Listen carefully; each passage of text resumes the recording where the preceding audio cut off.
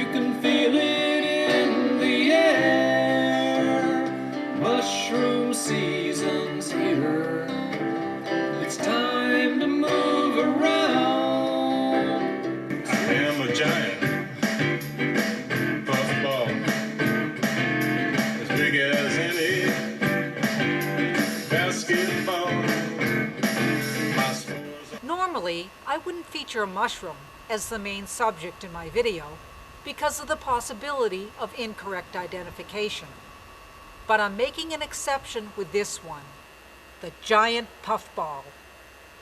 It isn't likely to be confused with any other mushroom because of its huge size. Its scientific name, Calvatia gigantea, loosely translates into giant bald head, which is certainly an apt description. This fungus does not have a stem or gills and has an outer surface that resembles white kidskin. Other edible puffballs range in size from small to medium. I don't usually collect the smallest ones because they might be confused with a button stage of the poisonous Amanita mushroom. But don't worry, there's a sure-proof way of telling them apart. Cut the shroom open, and if there are gills, don't eat it. Puffballs, no matter what size, do not have gills. They're smooth inside. This Amanita has gills. This puffball does not. Also watch out for these pigskin poison puffballs. They may look like the smaller puffballs, but they're inedible. They have a hard exterior and a purplish-black interior. Edible puffballs are white inside. That's why I prefer the giant ones.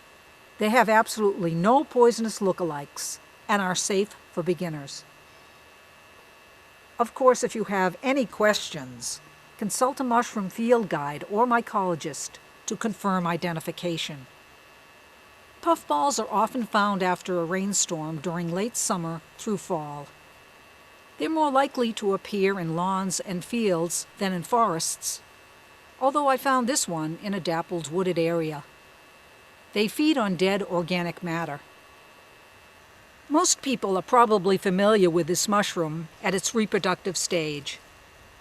That's when its exterior becomes discolored, cracks, and bursts open at the slightest touch, releasing millions of minute spores into the air as a fine powder. Imagine how many spores a giant one has. Native peoples use this powder as an anticoagulant to staunch wounds. The way to tell if a puffball is ripe and edible is when the outside is firm. The inside should be white, like finely textured cream cheese. If the inner flesh is yellow and super soft to the touch, then it's too old to eat.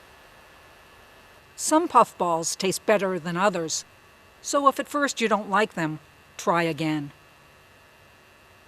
Puffball is easy to prepare.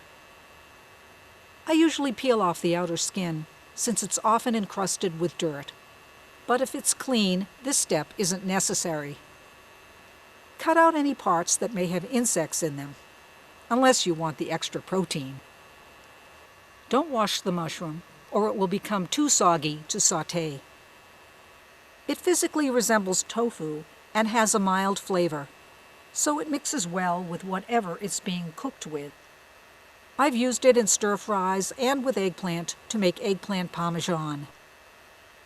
I put leftover pieces on parchment paper and place them in the freezer.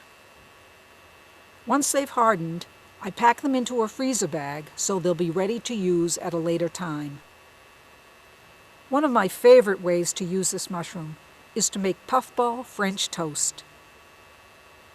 Slice the puffball into pieces about 1/4 inch thick. Dip into a mixture of 1 beaten egg or egg substitute, mixed with milk or milk substitute. Coat each side with flour or breadcrumbs, and fry until both sides are light brown. You can top this with slices of fresh pear and sweeten with maple syrup if you wish. I always cook mushrooms because I feel that it helps make them more digestible. A few people may experience stomach distress when consuming fungi, so eat them in moderation. One last word of caution. Before you eat any mushroom, be sure to correctly identify it. And always remember, Don't eat something if you don't know what it is. I said don't eat something if you don't know what it is.